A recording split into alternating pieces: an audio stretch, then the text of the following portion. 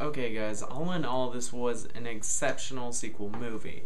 A lot of people, when they go out and try and make a sequel, they try and make it just as good as the second one. And this one was actually able to reach that status.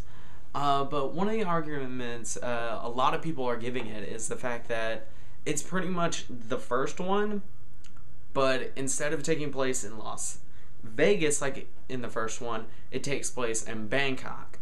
To me, this is pretty much like, yes, this movie is pretty much the basic same thing, except for one of the best friends being the one that they lose. It's Stu's new brother-in-law, or soon-to-be brother-in-law. They lose him. A kid named Teddy, who's like 16 years old. They lose him instead.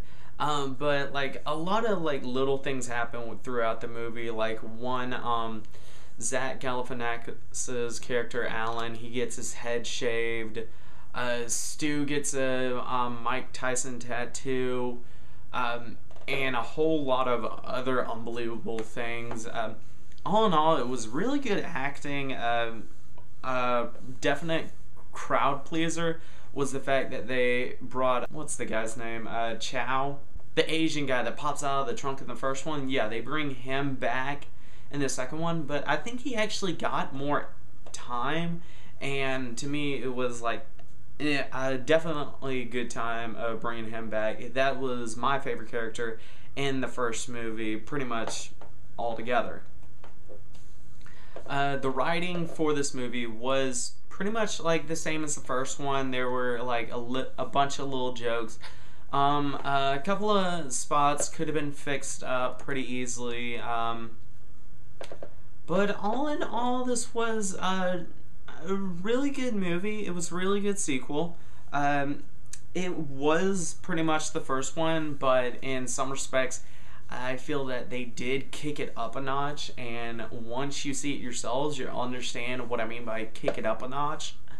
But like at the end of the movie, pretty much, like they also have like the little thing where Teddy had a bunch of pictures on his phone, and it's like him, the friends, and someone else are like watching like the little videos like at the end of the first one.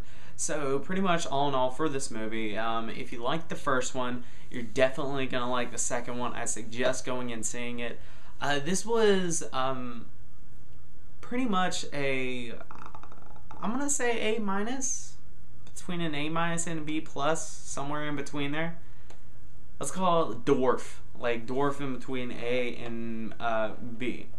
But anyway, I suggest going and seeing it if you're a big fan of the movie franchise, and well, no, it's not really a franchise. Well, technically it's a franchise now, but anyway, join me in a couple of days. I will be going and seeing Kung Fu Panda 2.